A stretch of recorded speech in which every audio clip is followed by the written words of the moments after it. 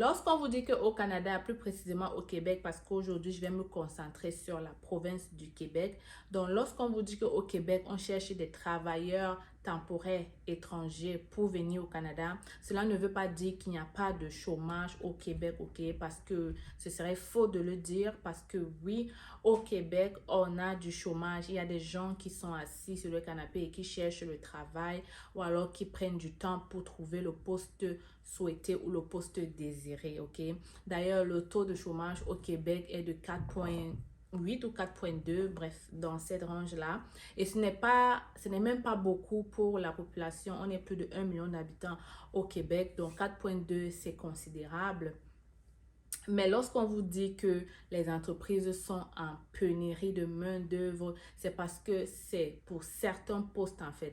Donc, pour certains types de postes ou alors pour certains emplois, les entreprises ont de la peine à trouver de la main-d'œuvre. On parle ici des entreprises, les manufacturiers, transformation alimentaire, bref, ces entreprises-là qui ont beaucoup de demandes, qui ont besoin de plusieurs ouvriers dans un même shift, ok? Donc, ces entreprises-là peinent vraiment à trouver des travailleurs.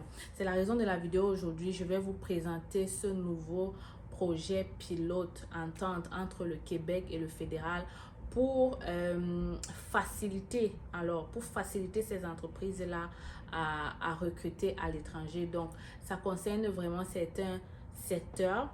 Je vais même pas dire certains. Mais bon, vous allez tous découvrir ça avec moi après le générique. On va discuter de ça. On va discuter de quels sont les secteurs qui ont été déterminés. Quels sont les nouveaux changements, ok? Est-ce que c'est mieux? Est-ce que c'est avantageux pour les employeurs, pour les employés? On va parler de tout ça après le générique. Alors, reste scotché et retrouve-moi directement après.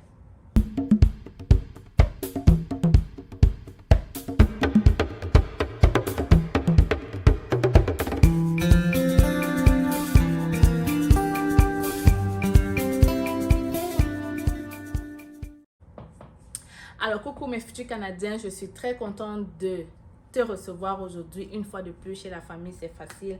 D'ailleurs, j'ai fait une vidéo hier pour vous dire pourquoi je n'étais pas là depuis ces 2 dernières semaines et je reviens en force pour toi, ok? Je reviens en force pour toi parce que entre-temps, il y a des nouvelles qui ont continué à sortir, ok? La vie ne s'est pas arrêtée pendant que je n'étais pas là. Donc, je continue à m'informer pour vous sur les actualités de l'immigration et je suis donc tombée sur cette nouvelle-là qui en réalité est sortie depuis août 2021 et c'est dans l'ordre de mes recherches parce que moi aussi, quand j'essayais, est-ce que je dois le dire? Mais je vais le dire quand même. Bref, tout dernièrement, on a essayé d'embaucher à l'extérieur pour mon mari, ok? Et donc, c'est là où j'ai vu la nouvelle. Je me suis dit que ce serait bien de partager avec vous cette information-là. Et c'est aussi dans le but de vous expliquer, parce que beaucoup de gens pensent que quand on dit qu'on recrute de l'étranger, c'est faux, c'est parce qu'on veut juste faire YouTube, c'est parce qu'on veut des abonnés, c'est parce qu'on veut vous mentir, et ce n'est pas le cas, ok? Quand on parle de pénurie de main-d'œuvre, le Canada sort premier parce que vraiment la population est vieillissante et pourtant il y a beaucoup d'entreprises. Donc, les entreprises sont tout le temps en demande. Et comme j'ai dit en l'introduction, surtout les entreprises qui font dans la transformation alimentaire, les ouvriers, plusieurs, même les informaticiens sont en demande. Mais vraiment, on a besoin de beaucoup de gens. Voilà pourquoi le système canadien met tout en œuvre. Il met des millions et des millions de dollars pour recruter, pour favoriser l'immigration canadienne. C'est pas pour rien, c'est juste parce que on en a besoin pour le développement économique du Canada. Mais avant de continuer, je vais donc prendre une pause pour te demander de t'abonner sur ma nouvelle chaîne que j'ai créée, La Pause, ok? Parce que cette chaîne-là est très essentielle et primordiale pour tous nouveaux arrivants. Je vais vous épargner tous les problèmes que nous avons quand nous venons d'arriver au Canada. C'est donc la raison de cette deuxième chaîne-là parce que je parle plus d'argent, je parle plus d'investissement, je parle plus de comment t'orienter une fois au Canada. Je n'ai pas voulu mélanger ça ici sur la chaîne qui permet déjà aux gens de voyager. Donc, j'ai vraiment voulu séparer ça. Donc, je t'invite à aller t'abonner là-bas. Comme ça, tu vas vraiment réaliser ton rêve canadien en entier. Alors, je vais continuer aujourd'hui avec cette vidéo où je vous parlais de ce projet pilote qui a été fait entre le Québec, et le fédéral. En effet, j'ai déjà dit ici là plusieurs fois que le Québec est comme une province à part entière qui a ses propres lois d'immigration, sûrement parce que c'est la deuxième plus grande province du Canada. Donc, elle a beaucoup plus d'habitants, beaucoup plus d'entreprises et c'est elle qui recrute beaucoup plus de ressortissants étrangers, ok? Donc, tout dernièrement, les entreprises se sont plaintes, ok? Les entreprises se sont plaintes parce que elles n'arrivaient plus justement elles n'arrivaient plus à combler leur marché parce qu'il n'y avait pas de personnes pour travailler, ok? Vu que les gens étaient en COVID, les gens recevaient la PCU, donc personne ne voulait plus travailler. C'était donc pénible pour eux. Donc, pour alléger cela, le gouvernement provincial, le Québec, a demandé à rencontrer le fédéral pour justement discuter de ce projet-là. Et il en est ressorti trois principales clauses que moi je vais discuter avec vous aujourd'hui. Il y en a plusieurs, mais moi je vais me concentrer sur ces trois-là parce que je pense que c'est ces trois-là qui sont les plus importants pour nous. Donc, la première chose que vous devez retenir et qui en est ressorti de cette clause et de cette entente-là entre le Québec et le fédéral, c'est que le fédéral a accepté que les entreprises québécoises passent de 10% à 20% le nombre de travailleurs étrangers temporaires dans les métiers à bas salaire, ok? Donc, avant, qu'est-ce que ça veut dire? Avant, une entreprise n'avait que le droit de prendre 10% à l'étranger. C'est toute sa main d'œuvre. Mais là, on a permis que ce soit doublé en fait. Donc, de 10% à 20% leur capacité d'accueillir les travailleurs étrangers de l'extérieur. Donc, c'est ça. Donc, voilà la première clause. Et ça a été vraiment très bien accueilli par de nombreuses entreprises qui ont été très contents de cette bonne nouvelle. Et c'est aussi une bonne nouvelle pour toi qui me regarde parce que ça veut dire que tu es sûrement le prochain Canadien, ok? Donc, c'est des deux côtés, c'est vice-versa. C'est bien pour les entrepreneurs, pour les entreprises et c'est bien pour toi qui veux immigrer au Canada, ok? Parce que plus les mesures d'immigration sont moindres, ok? Sont assouplies, le mieux c'est pour toi qui veux entrer au Canada. Alors, on passe au deuxième point. Alors, le deuxième point, c'est toujours à votre avantage, ok? Et vraiment, c'est la raison vraiment de la vidéo aujourd'hui parce que je vais vous présenter cette liste-là de ces fonctions qui ont pu passer qui peuvent maintenant passer en processus simplifié, ok? Donc, le deuxième règle disait que les gens de la catégorie C, c'est-à-dire la catégorie des métiers peu spécialisés euh, peuvent maintenant bénéficier du processus simplifié pour l'obtention des codes EIMT. Est-ce que je vous explique ça bien? Parce que pour comprendre ça, c'est vrai que vous devez être du côté du travailleur, mais je vais peut-être vous expliquer ça plus tard. Mais c'est très avantageux pour les entreprises parce que ça facilite le fait qu'ils puissent avoir un code, le code IMT. C'est le code que les entrepreneurs... Donc, je vais m'arrêter pour t'expliquer ça parce que je pense que je suis en train de vous perdre. Je connais principalement ce processus parce que je l'ai fait. J'étais là, comme j'ai dit pour mon mari, donc je maîtrise très bien ça. En fait, je vais faire ça, ok? Donc, pour que une entreprise puisse recruter quelqu'un à l'étranger, il a besoin d'avoir ce qu'on appelle le code EIMT, qui est un code donné par le fédéral, ok? Et si la personne vient au Québec, l'entreprise aussi doit aussi demander le CAQ, ok? Donc, une fois qu'il a son code EMT, il demande le CAQ, mais le principal est obligatoire. C'est le code, les deux sont obligatoires. Mais bon, le code EMT, c'est celui qui prend le plus de temps, je me dis. En fait, c'est même pas une question de temps, ok? Donc, on va recommencer ça. Je sais même pas qu'est-ce que je vous raconte aujourd'hui. Bon, en fait, je vais un peu redevenir sérieuse. On va recommencer. C'est ceci, n'est-ce pas? Donc, je disais que les entreprises pour embaucher de l'étranger doivent avoir un code EIMT et doivent avoir, si l'entreprise est au Québec, doit avoir le CAQ, ok? Et donc, dépendamment de certaines professions, ces entreprises-là ont la possibilité de faire la demande par le processus simplifié qui est un processus très rapide. Ça permet en fait de faciliter l'obtention de ce code EIMT. Donc, avant cette entente-là, ce processus simplifié-là était accordé seulement aux professions de type A et B.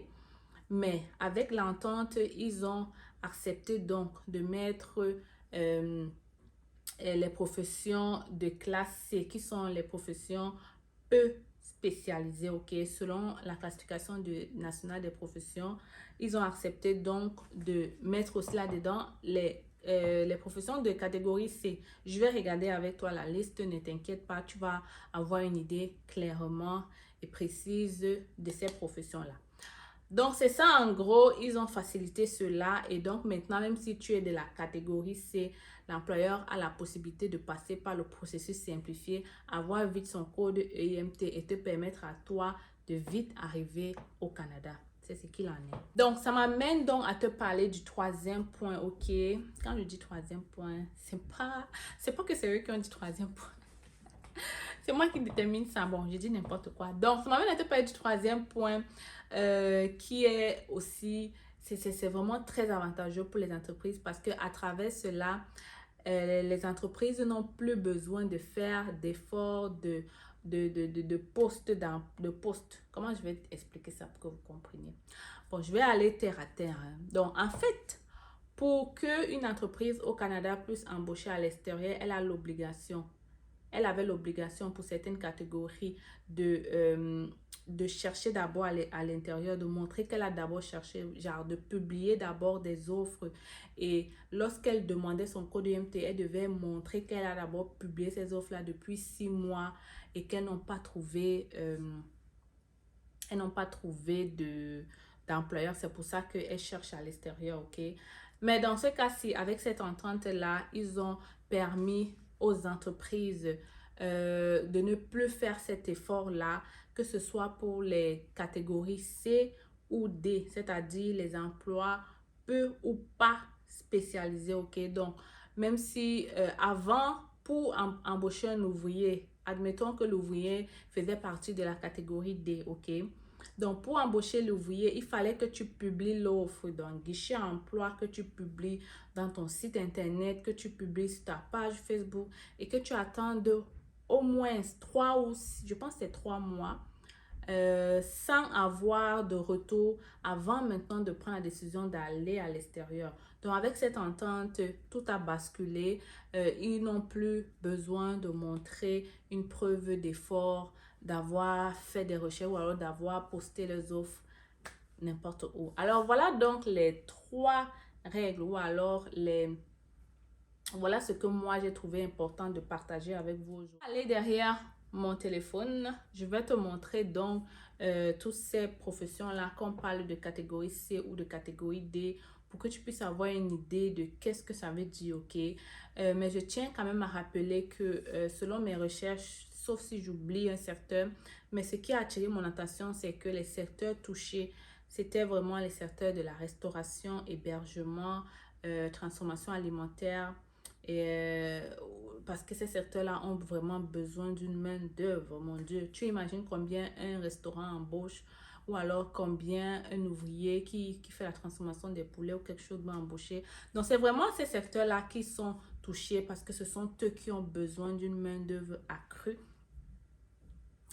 Parce que les gens changent là-bas à tout bout de champ. Donc, c'est donc ces secteurs-là qui sont les plus touchés. Bienvenue derrière mon téléphone. Aujourd'hui, on va juste parler des compétences C et D parce que c'est ça qui se rapporte à ce dont je discutais avec vous. Donc, comme vous pouvez le voir, on parle de niveau de compétences. Ce sont des postes intermédiaires qui requièrent généralement un diplôme d'études secondaires ou une formation en milieu de travail tel que boucher, conducteur de grands routiers, serveur aliments et de boissons. Donc, qu'est-ce que cela veut dire? Ça veut dire que dans ce que j'ai parlé, donc maintenant pour tous ceux qui sont de compétences C, comme vous avez vu, les bouchers, les conducteurs, les serveurs d'aliments, c'est pas seulement ça, hein. C'est pas seulement ça et je vous invite, si vous voulez savoir plus, je vais mettre le lien pour vous permettre de trouver votre code et en même temps votre classification pour savoir si par rapport à votre expérience. Est-ce que votre emploi est plus C ou D ou alors c'est A ou B? Donc, à partir de ça, vous sauriez. Mais avec le nouveau règlement dont j'ai sorti, même les gens de niveau de compétence D sont déjà bien partis pour avoir un permis de travail facile au Canada. Parce que si on facilite l'accessibilité à partir des employeurs, ça veut dire qu'on facilite l'accessibilité pour les travailleurs qui veulent aussi entrer au Canada. Donc, niveau de compétence des emplois manuels qui prévoient généralement une formation en cours d'emploi tels que les cueilleurs de fruits, les personnels de nettoyage et les travailleurs du secteur pétrolier. Donc, tu vois que les cueilleurs de fruits, on dit que c'est pas qu'il y a une formation en cours d'emploi. Donc, on ne demande pas d'avoir un diplôme précis. Donc, vraiment, pour les niveaux de compétences C et D, c'est habituellement pour les gens qui n'ont pas vraiment de formation, qui n'ont pas vraiment une grande expérience, qui ne sont pas spécialisés dans quelque chose de sérieux. Ils ont peut-être fait des petits jobs dans leur pays natal et voilà, ils veulent juste voyager en fait. Donc, c'est vraiment adéquat pour tous ceux qui veulent venir au Canada en fait. Donc, je vais m'arrêter ici pour que la vidéo soit pas longue. Et puis, on va repartir. Je vais vous donner la conclusion de tout ça.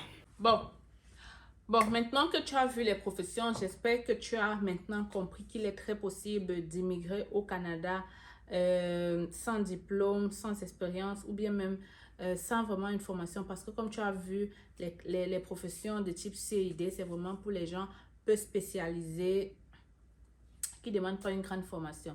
Donc, je vais m'arrêter ici. J'espère que tu as apprécié la vidéo et j'espère que cette vidéo te permettra de prendre confiance en toi et de continuer sur la voie où tu étais. Donc, si tu as l'ambition d'immigrer au Canada, c'est le moment vraiment de te lever et de faire quelque chose pour ton voyage. En fait, personne ne viendra t'aider si toi-même tu ne te lèves pas, ok? Il faut travailler, guys. Et je pense que vous allez vraiment très vite réussir votre rêve canadien. Donc, je suis très contente de te retrouver aujourd'hui. Je me prépare pour la vidéo de demain. Je vais vraiment te lister ce qu'on appelle les métiers. Comment ils appellent ça ici? Bref, je vais faire une vidéo pour vraiment lister les métiers en demande au Canada. Et vraiment, c'est toujours dans la même idée que la vidéo d'aujourd'hui. J'espère que ça va encore t'aider davantage. En tout cas, abonne-toi et surtout reste scotché si tu veux savoir tout sur l'immigration canadienne. J'étais donc très contente de te parler aujourd'hui. Retrouve-moi très bientôt, mais surtout clique sur la cloche de notification et on se retrouve la semaine prochaine avec une autre vidéo. Ciao!